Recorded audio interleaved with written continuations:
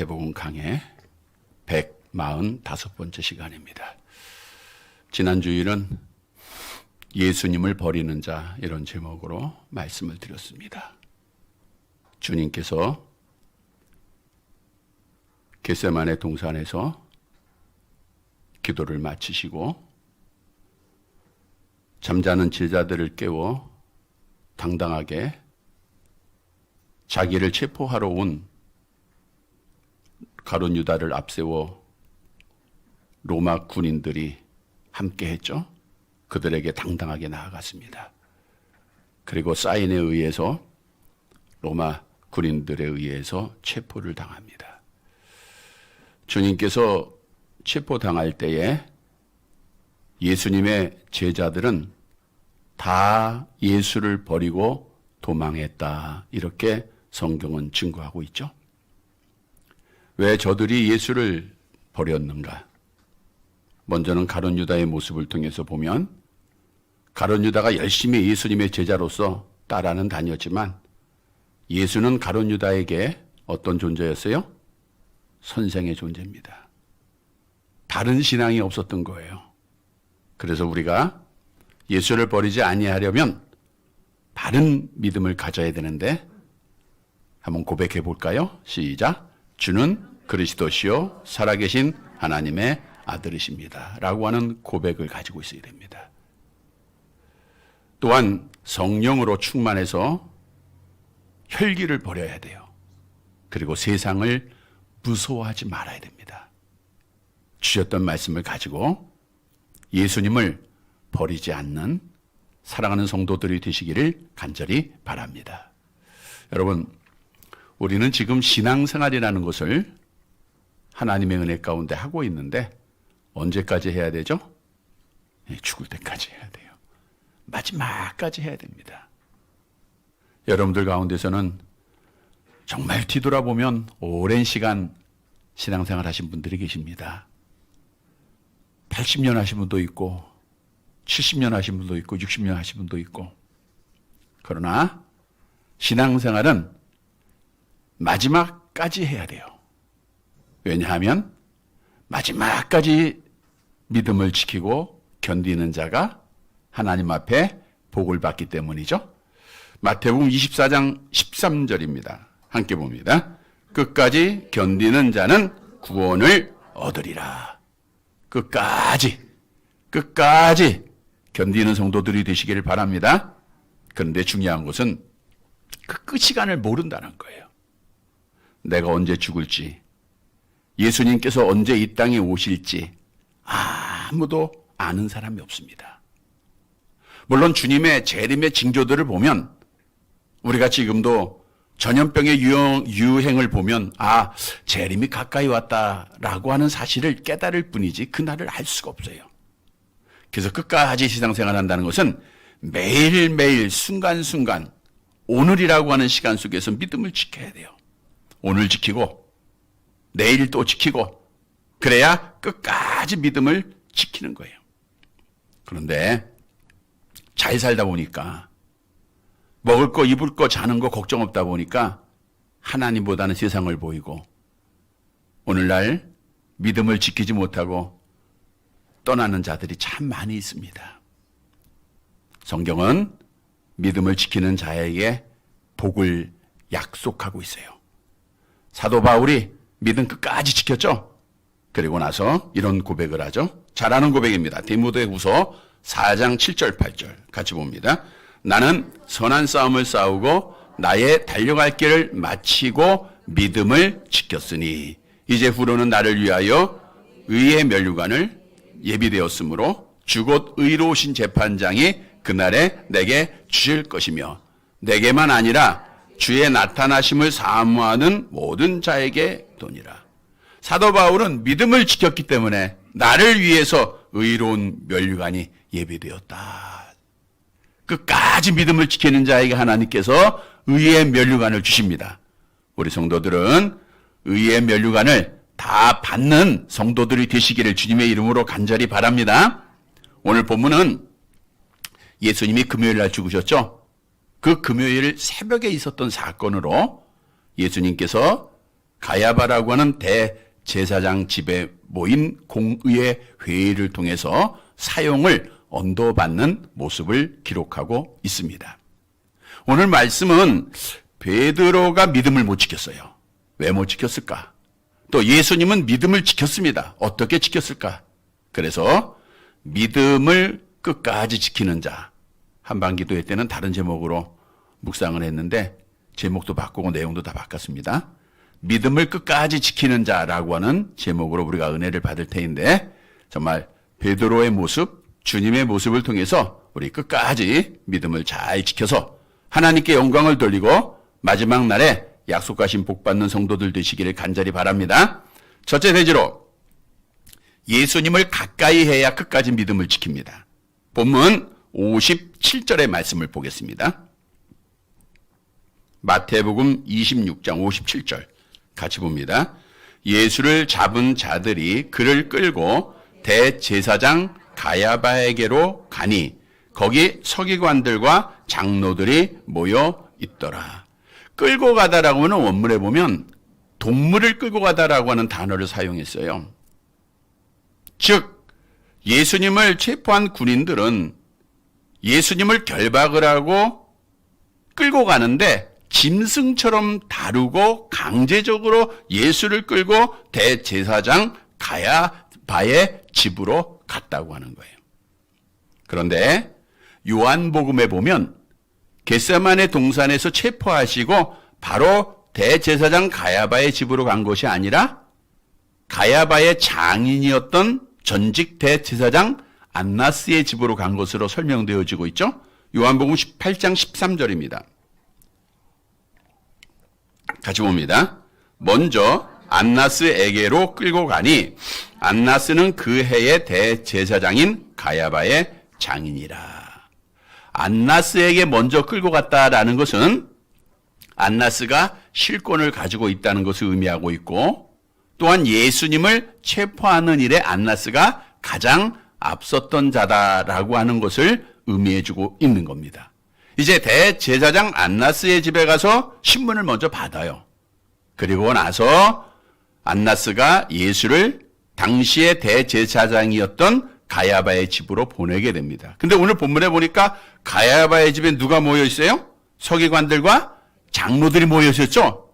이것은 유대 사내들인 공회를 말하고 있는 겁니다. 사내들인 공회로 모인 거예요. 그런데 주님을 버리고 다 도망했던 제자들 중에 베드로는 다시 베드로가 멀찍이 예수를 따라 대제사장의 집들에 가서 그 결말을 보려고 안에 들어가 하인들과 함께 앉아 있더라. 다른 제자들과 함께 체포되는 것이 두려워가지고 다 도망을 갔어요. 다른 제자들은 계속 도망을 했고 베드로는 가만히 생각해 보니까 체포되고 가는 예수님이 어떤 결과가 날까? 결말이 어떻게 될까? 재판의 결과가 궁금한 거예요. 그래가지고 길을 돌이켜서 대제사장 가야바의 집으로 오게 됩니다. 근데 여기서 중요한 것은 베드로가 예수를 멀찍이 따랐다고 하는 거예요. 여러분, 베드로는 예수님의 수제자입니다. 어디를 가든지 예수님과 가장 가까이 있었던 자예요. 변화산성에 오를 때에도 예수님이 베드로와 야고보와 요한을 데리고 가셨어요. 겟세마네 동산에 오르실 때에도 베드로와 야고보와 요한을 데리고 가셨습니다. 항상 베드로는 예수님과 가장 가까이 있었어요. 그런데 예수님이 체포된 이후부터 예수님과 거리를 두기 시작해요. 오늘도 본문에 보니까 멀찍이 예수를 따랐다는 거예요. 다시 말하면 가까이 있지 않았다는 거예요. 그래서 결국 베드로가 믿음을 지키지 못하고 어린아이 앞에서 예수님을 부인하고 저주하는 실패한 경험을 갖게 됩니다. 여러분, 우리에게 주시는 교훈입니다. 우리가 아무리 예수님과 가까이 있었다 할지라도 지금 예수님과 거리를 두면은 예수를 멀찍이 따르게 되면 우리가 믿음을 지키지 못하는 자가 된다는 거예요. 다시 말하면 우리가 어떤 어려움이 있고 아픔이 있어도 예수님과 거리는 가까이 있어야 되는 거예요. 예수님과 가까이 있기만 하면 어떤 눈물 속에서도 믿음을 끝까지 지킬 수 있다고 하는 사실을 말씀을 통해서 우리에게 교훈하고 있어요. 이런 성도들이 되시길 바랍니다. 성경은 예수님과 성도들의 관계를 포도나무와 가지로 비유하고 있어요. 당연히 가지는 나무를 떠나면 살아요, 못 살아요? 못 사는 거예요. 요한복음 15장 5절 암송할까요? 나는 포도나무여 너희는 가지라. 그가 내 안에 내가 그 안에 거하면 사람이 열매를 많이 맺나니 나를 떠나서는 너희가 아무것도 할 수 없음이라. 주님과 거리를 두면 끝나는 거예요. 망하는 자가 된다는 겁니다. 바꿔 말씀드리면 우리가 하나님 앞에 복을 받고 하나님 앞에 열매 얻기 위해서는 누구와 가까이 해야 돼요? 예수님과 가까이 하면 되는 거예요. 그러면 예수님이 우리에게 영양분을 공급해 줍니다. 필요한 은혜를 베풀어 줍니다. 그래서 하나님께 가까이 함이 내게 뭐예요? 복이야. 하나님께 가까이 함이 내게 복이라. 그러면 우리는 여호와 하나님, 우리 주님 가까이 해야 되죠? 어떻게 가까이 할 건가? 우리가 가까이 하는 우리의 주가 아니라 하나님이 가까이 하셔야 돼요. 바꿔 얘기하면 하나님은 누구를 가까이 해주시는가? 우리 주님은 누구를 가까이 해주시는가? 성경에서 답을 주고 있죠. 시편 145편 18절 함께 봅니다. 여호와께서는 자기에게 간구하는 모든 자, 곧 진실하게 간구하는 모든 자에게 가까이 하시는 도다. 누구에게 가까이 하세요? 진실하게 간구하는 자, 기도하는 자예요. 기도하는 자에게 하나님이 가까이 해주세요. 하나님과 가까이 하면 믿음을 지킵니다. 오늘 베드로가 예수님과 거리를 두고 멀찍이 따라간 것은 기도했다는 거예요? 안 했다는 거예요? 안 했다는 거예요. 겟세마네 동산에서 주님이 기도하라, 깨어라 말씀하셨지만 잠자고 있었다가 이런 거리를 두기 시작해. 우리도 마찬가지입니다. 기도로 깨어있는 자들, 기도하는 자들은 주님과 거리가 가까워요. 근데 기도하지 않으면 점점 멀어집니다. 그래서 성경도 우리가 마지막 날 주님 앞에 서는 자가 깨어 기도하는 자임을 분명히 우리에게 말씀해 주고 있는 거예요. 누가복음 21장 36절 함께 봅니다. 이러므로 너희는 장차 올 이 모든 일을 능히 피하고 인자 앞에 서도록 항상 기도하며 깨어 있으라 하시니라. 기도로 깨어 주님과 늘 가까이 하시기를 바랍니다. 또한 예수님을 가까이 한다고 하는 것은 예수님의 몸된 교회를 가까이 하는 거예요. 여기 하나님의 성전에는 누가 계세요? 우리 주님이 주인이세요. 그러니까 나오면 지금 여러분들 누굴 만나고 있어요? 하나님 만나는 거예요. 우리 주님 만나는 거예요. 사람과의 관계 속에서도 계속해서 만나다 보면 가까워지죠? 마찬가지예요. 성경은 분명히 교회가 그리스도의 몸임을 증거하고 있죠? 에베소 1장 23절 함께 봅니다. 교회는 그의 몸이니 만물 안에서 만물을 충만하게 하시는 이의 충만이라. 교회는 누구의 몸이에요? 주님의 몸이에요. 여러분들이 지금 교회 와서 누구를 만나는 겁니까? 주님 만나는 거예요. 한 번 만나는 것보다 두 번 만나면 더 가깝겠죠? 두 번보다는 세 번이 더 가까워지겠죠? 하나님의 교회를 떠나지 않으면 주님과 거리가 멀어지지 않습니다. 다시 말하면 어떤 아픔이 있고 시험이 있어도 교회에만 빠지지 않으면 믿음을 지켜요, 못 지켜요? 지키는 거예요. 성도 여러분, 오늘 베드로가 멀찍이 예수를 따랐다가 예수님과 거리를 두다가 믿음을 지키지 못했어요. 우리는 주님과 가까이 해야 됩니다. 주님과 가까이 함이 복입니다. 늘 기도로 깨어있고 교회를 떠나지 않고 예배에 성공해서 주님과 늘 가까이 함으로 끝까지 믿음을 지키고 마지막까지 믿음 지켜서 하나님께서 약속하신 복을 받는 사랑하는 성도들이 되시기를 간절히 바랍니다. 두 번째로 부활의 소망을 가져야 끝까지 믿음을 지킵니다. 본문 59절의 말씀을 봅니다. 59절 같이 봅니다. 대제사장들과 온 공회가 예수를 죽이려고 그를 칠 거짓 증거를 찾으매. 당시 사내들인 공회는 유대 최고 헌법기관입니다. 대제사장이 의장이 되고 71명으로 구성이 되어 있는데 서기관들과 장로들로 구성이 되어 있죠. 그런데 당시의 규정상 산헤드린 공회는 밤 시간에 해가 진 이후로는 모일 수가 없어요. 그런데 예수를 죽이기 위해서 혈안된 공회원들은 그 새벽 밤 시간에 모여서 거짓 증인을 찾는 거예요. 60절 함께 봅니다. 거짓 증인이 많이 왔으나 얻지 못하더니 후에 두 사람이 와서. 거짓 증인을 찾았지만 고소하는 사람은 많고 증거가 하나도 없는 거예요. 이 말은 예수님이 죄가 있다는 거예요, 없다는 거예요? 없다는 거예요. 예수에 대해서 죄에 대한 증거를 하나도 찾지 못했다는 거예요. 근데 후에 두 사람이 오는데 다른 복음에 보니까 대제사장에게 매수된 두 사람입니다.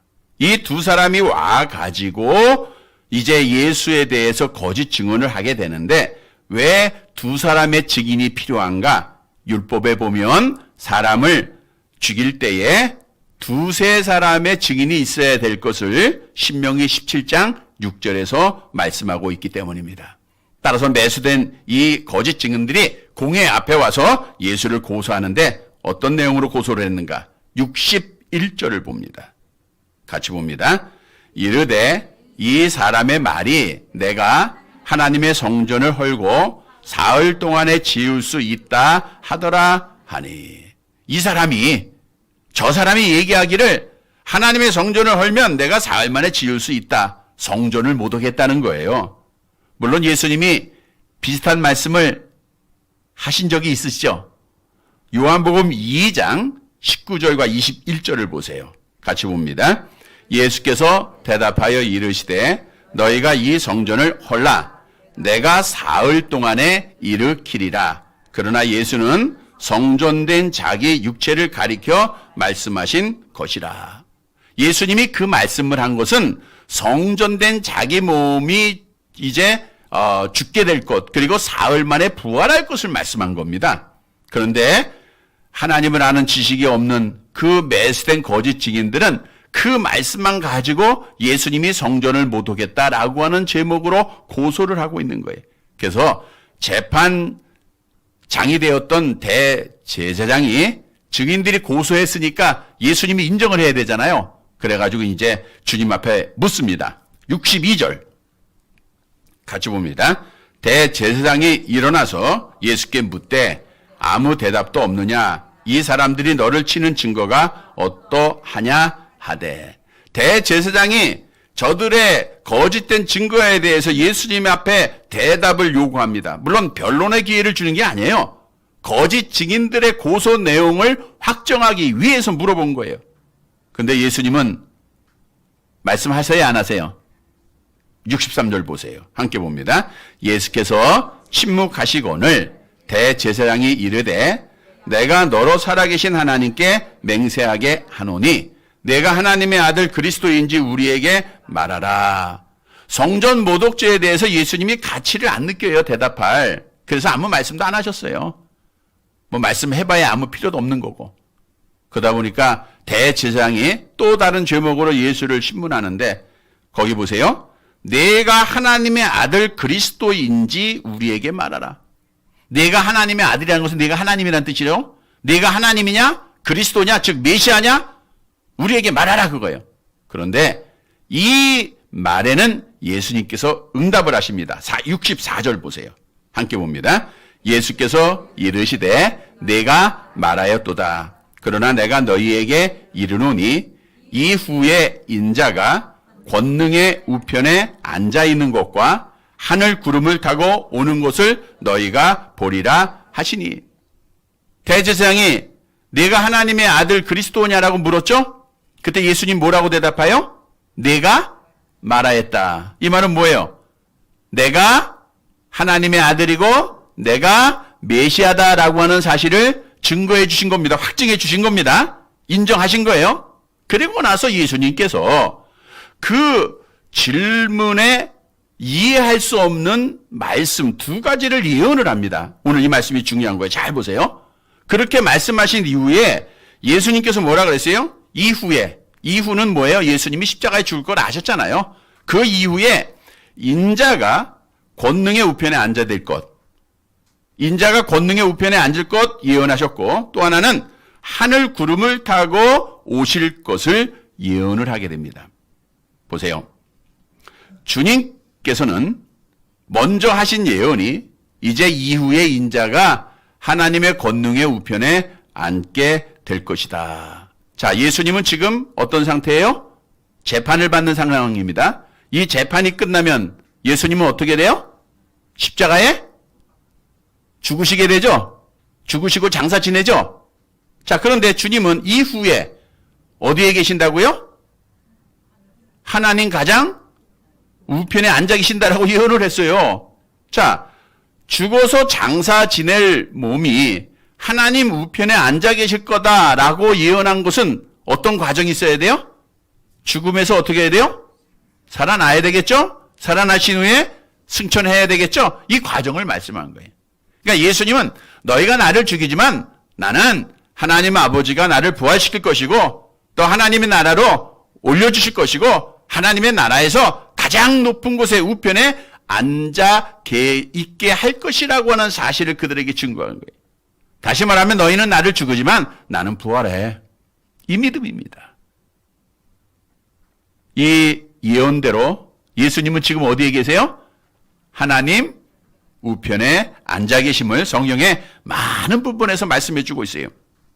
또 하나의 예언입니다. 하늘 구름을 타고 내가 다시 이 땅에 오겠다는 거예요. 너희가 그걸 보게 될 것이라는 거예요. 우리 예수님이 하나님 나라 올라가실 때 뭐 타고 올라가셨어요? 구름 타고 가셨다. 그렇게 성경이 사도행전에 말씀하고 있죠. 올라가신 그 모습대로 사도행전 1장 11절에 보면 그대로 내려오십니다. 천군 천사의 호의를 받으면서 구름을 타고 이 땅에 오신다는 거예요. 근데 예수님이 이 땅에 처음 오실 때는 구원자로 오셨지만 이 땅에 다시 오실 때는 어떤 목적을 가지고 오세요? 심판하시는 거예요.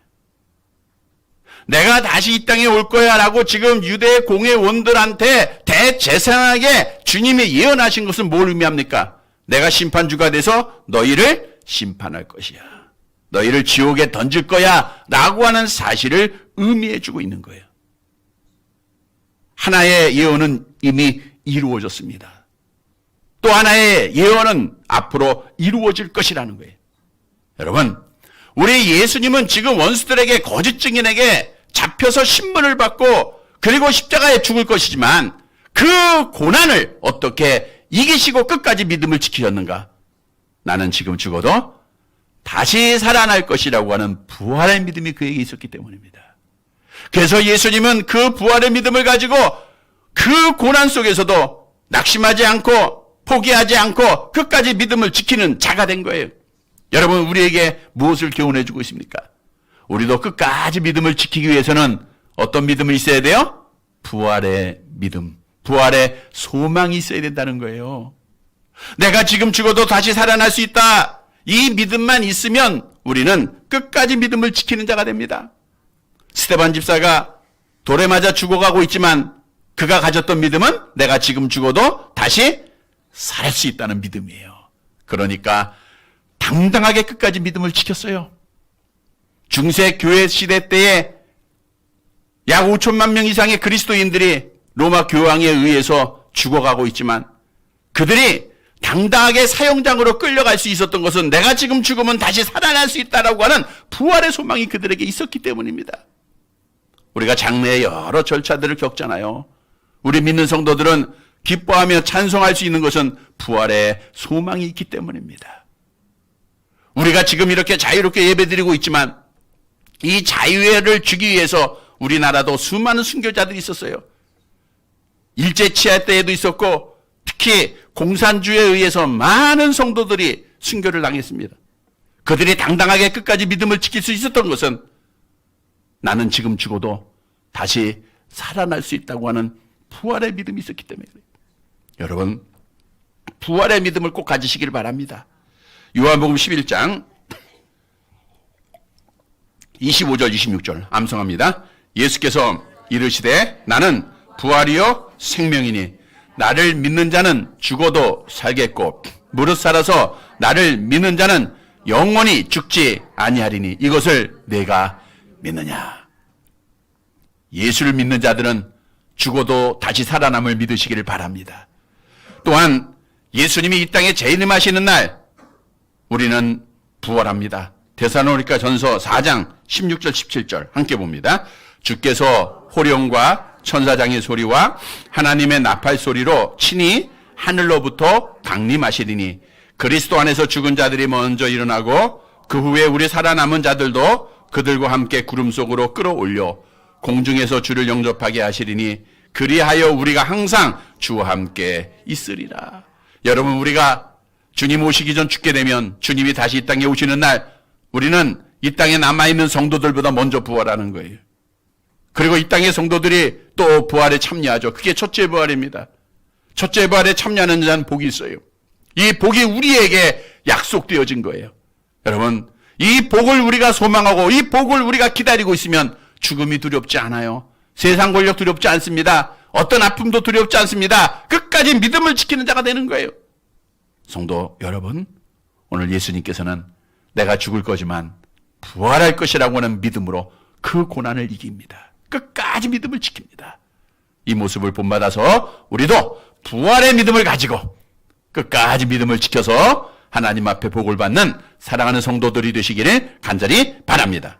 세 번째로, 고난 중에 기뻐해야 끝까지 믿음을 지켜요. 그러니까 우리가 시험을 당하고 고난 당할 때 왜 나에게 이런 아픔이 있지? 라고 하면 시험 당합니다. 우리는 그 가운데 기뻐해야 돼요. 본문 65절 보세요. 65절 같이 봅니다. 이에 대제사장이 자기 옷을 찢으며 이르되 그가 신성모독하는 말을 하였으니 어찌 더 증인을 요구하리요. 보라, 너희가 지금 이 신성모독하는 말을 들었도다. 대제사장은 극도로 분노가 일어납니다. 그래서 옷을 찢어요. 공회원들 앞에서. 그리고 말합니다. 이 자가 지금 신성모독을 했다. 신성모독했다는 게 무슨 죄예요? 사형죄입니다. 예수님이 내가 하나님의 아들이라고 얘기했죠? 하나님이라고 말씀하셨죠? 그리스도라고 말씀하셨죠? 그러니까 신성모독했다는 거예요. 그러고 나서 더 이상 증인이 필요 없으니까 결정하라. 그래가지고 이제 결정을 하게 되는데 66절 이제 공회의원들이 결정하는 겁니다. 같이 봅니다. 너희 생각은 어떠하냐? 대답하여 이르되 그는 사형에 해당하니라 하고 성전 모욕했죠. 신성모독했죠. 사형에 해당된다라고 사형을 이제 언도를 해요. 예수님을 체포하고 있던 군사들이 어떻게 했습니까? 67절 보세요. 함께 봅니다. 이에 예수의 얼굴에 침 뱉으며 주먹으로 치고 어떤 사람은 손바닥으로 때리며 얼굴에 침 뱉어요. 가장 모욕적이고 수치스러운 일 아닙니까? 죄 없는 주님이 죄인들에 의해서 침을 얼굴에 맞어요. 또 얼굴에 침 뱉고 주먹으로 칩니다. 손바닥으로 때립니다. 얼마나 큰 모욕과 고난이었습니까? 또 어떤 일까지 행하는지 아세요? 68절 같이 봅니다. 이르되 그리스도야 우리에게 선지자 노릇을 하라. 너를 친 자가 누구냐 하더라. 너를 친 자가 누구냐 알아맞혀 보라는 거예요. 마가복음 14장 65절에 오면 이렇게 예수님을 치욕스럽게 했습니다. 같이 볼까요? 어떤 사람은 그에게 침 뱉으며 그의 얼굴을 가리고 주먹으로 치며 이르되 선지자 노릇을 하라 하고 하인들은 손바닥으로 치더라 그랬어요. 이게 뭘 의미하냐면 예수님의 얼굴에 침 뱉고 때리고 그 다음에 얼굴을 가려요. 아무도 못 보게 만드는 거죠. 그리고 나서 그 하인들 대장의 종들이겠죠? 때리는 거예요. 쭉 둘러서 때리면서 누가 때렸게 맞춰보라는 거예요. 굉장히 치욕스러운 거죠. 누가 때렸나 알아맞혀보라는 거예요. 하나님이신 예수님을 이렇게 저들이 핍박을 했고 이렇게 조롱을 했어요. 그런데 우리 주님은 이러한 조롱을 다 감당하셨어요. 기쁨으로 감당하셨습니다. 감사함으로 감당했다는 거예요. 그래서 끝까지 믿음을 지켰어요. 여러분, 우리에게 주는 교훈입니다. 우리도 조롱당하고 멸시받을 때가 있어요. 주님 때문에 고난당할 때가 참 많습니다. 그럴 때 기쁨으로 감사함으로 그 고난을 이기라는 거예요. 그래야 끝까지 믿음을 지키는 자가 된다고 하는 사실을 말씀해 주고 있는 거예요. 우리 주님은 이미 제자들에게 산상수훈을 통해서 고난받을 때 기뻐하라 라고 말씀하셨죠? 마태복음 5장 11절 12절 같이 봅니다. 나로 말미암아 너희를 욕하고 박해하고 거짓으로 너희를 거슬려 모든 악한 말을 할 때에는 너희에게 복이 있나니 기뻐하고 즐거워하라. 하늘에서 너희 상이 큼이라. 너희 전에 있던 선지자들도 이같이 박해하였느니라. 나로 말미암아 욕하고 박해를 당할 때 기뻐하라는 거예요. 우리 주님이 본을 보이셨어요.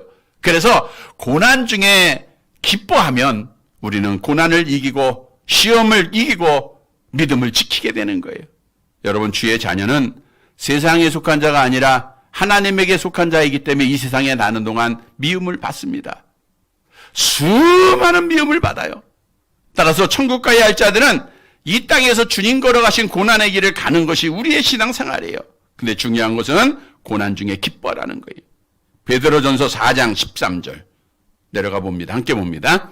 오히려 너희가 그리스도의 고난에 참여하는 것으로 즐거워하라. 이는 그의 영광을 나타나실 때에 너희로 즐거워하고 기뻐하게 하려 함이라. 고난에 참여하는 것으로 어떻게 하라? 즐거워하라. 여러분, 고난은 변장하고 찾아온 복입니다.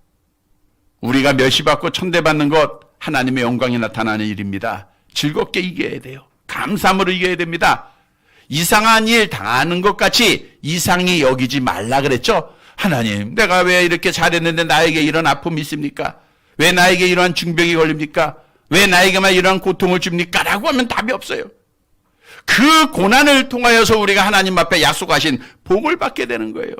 천국 가게 되는 겁니다. 그러니까 주님처럼 고난을 당해도 기쁨으로 인내해야 된다는 거예요. 환난은 인내를, 인내는 연단을, 연단은 소망을 이루게 돼 있어요. 끝까지 견디는 자가 구원을 받을 거다. 성도 여러분, 주님 걸어가신 그 길 오늘 다시 한번 묵상해 보세요. 멸시받고 천대받는 길입니다. 고난의 길입니다. 우리가 그 길 이상하게 여기지 말고 당당하게 걸어가서 우리도 기쁨으로 감사함으로 고난 이기고 끝까지 믿음을 지키는 사랑하는 성도들이 되시기를 간절히 바랍니다. 말씀을 정리해 드립니다. 여러분, 성경은 신앙생활을 운동장에서 다른박질하는 선수로 비유하고 있죠. 다른박질을 하는 선수는 어디까지 달려야 돼요? 결승점까지 달려야 돼요. 아무리 처음에 1등으로 잘 달렸다 할지라도 마지막 결승점에 도달하지 못하면 실패한 겁니다. 아무리 젊어서 많은 봉사하고 많이 헌신했다 할지라도 끝까지 믿음을 지키지 못하면 다 헛것이에요. 끝까지 믿음 지켜야 돼요. 지금까지 열심히 달렸습니다. 하나님께서 열심히 달리게 하신 거예요. 앞으로도 우리는 하나님의 은혜 가운데 끝까지 달려야 됩니다. 끝까지 믿음 지켜야 됩니다. 성도 여러분, 어떻게 우리가 끝까지 믿음을 지킬 수 있습니까? 첫째로는 뭐 해야 돼요? 예수님과 거리가 어떻게 돼요? 가까워야 돼요? 멀어야 돼? 가까워야 돼. 기도하는 자 가깝고 교회 열심히 찾는 자 가까운 거예요. 또 어떤 소망을 가져야 돼요? 두 번째로는 부활해서 내가 지금 죽어도 다시 살아난다. 이 믿음만 있으면 돼요. 그리고 세 번째로는 고난당할 때 이상하게 여기지 말고 기쁨으로 받아들여야 돼요. 그러면 끝까지 믿음을 지키고 복을 받는 자가 되는 겁니다. 사랑하는 성도 여러분, 주신 말씀 꼭 기억해서 우리 베드로를 통해서 예수님을 통해서 주신 교훈을 꼭 기억하고 끝까지 믿음 지켜서 마지막 날 우리 하나님께 영광을 돌리고 우리 하나님 앞에 정말 면류관 받고 상 받고 영원한 복을 받는 사랑하는 성도들이 되시기를 주님의 이름으로 간절히 바랍니다. 지금까지 수많은 시련과 고난 속에서도 믿음을 지키게 하신 여호와 하나님께 찬양과 영광을 돌려드립니다. 믿음은 끝까지 지켜야 됩니다. 내가 죽을 때까지 지켜야 됩니다. 주님이 이 땅에 오실 때까지 지켜야 됩니다. 그러나 우리는 그날을 알 수 없습니다. 그래서 매일매일 순간순간마다 믿음을 잘 지켜나가는 자들이 되기를 원합니다. 오늘 말씀을 기억하여 기도로 깨어있고 교회를 열심히 찾는 자가 되어서 예수님과 거리가 늘 가까이 유지하여 믿음 지키는 자들 되게 하옵소서. 부활의 소망을 갖게 하시고 고난 중에도 기뻐하게 하옵소서. 그래서 끝까지 믿음을 지켜서 사도 바울이 내가 믿음을 지켜 면류관이 예배되었다 약속한 대로 하나님 앞에 서는 날 면류관 드리고 천국에서 영생하는 복 받는 사랑하는 성도들 되게 하옵소서. 예수님의 이름으로 기도드리옵나이다. 아멘.